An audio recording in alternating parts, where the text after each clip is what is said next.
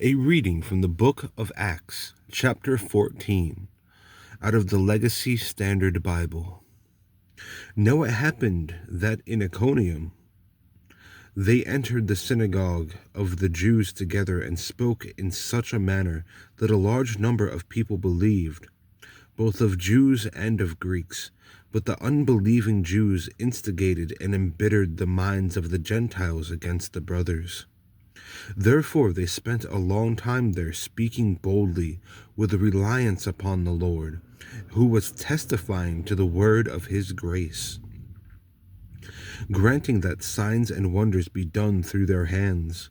But the multitude of the city was divided, and some sided with the Jews and some with the apostles.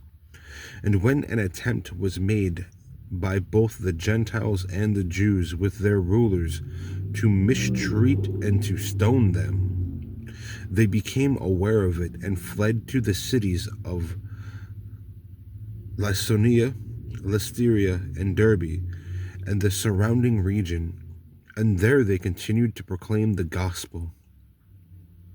And at Lystra, a man was sitting who had no strength in his feet, lame from his mother's womb, who had never walked. This man listened to Paul as he spoke, who, when he fixed his gaze on him and saw that he had faith to be saved from being lame, said with a loud voice, "Stand upright on your feet." And he leaped up and began to walk. And when the crowd saw what Paul had done, they raised their voice, saying in the Lycaonian tongue, "The gods have become like men, and have come down to us." And they began calling Barnabas Zeus and Paul Hermes, because he was the chief speaker.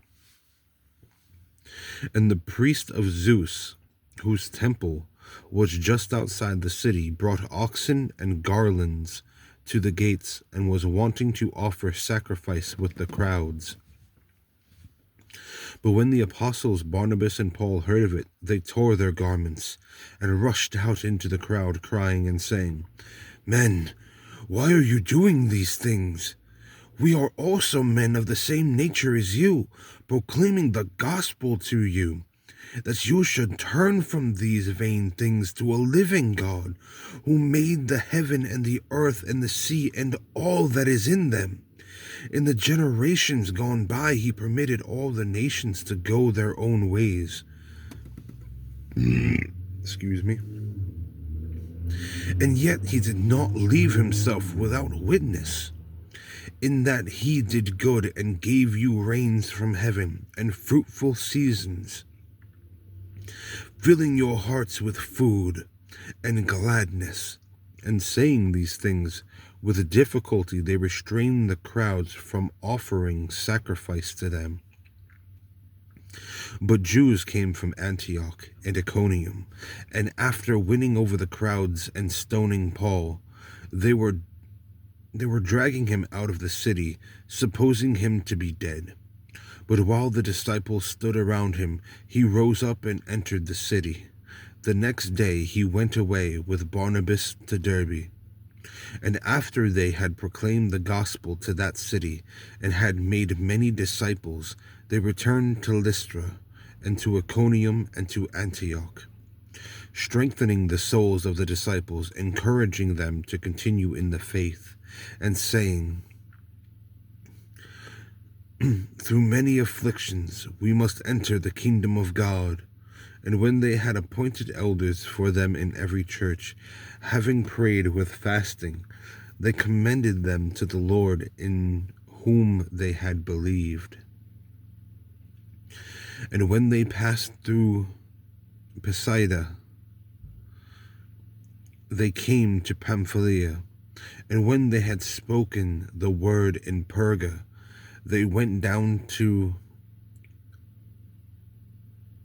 Attalia, and from there they sailed to Antioch, from where they had been committed to the grace of God for the work that they had fulfilled.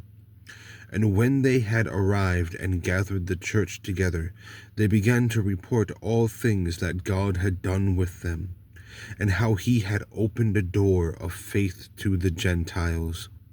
And they spent not a little time with the disciples. A reading of the book of Acts, chapter 14, out of the Legacy Standard Bible.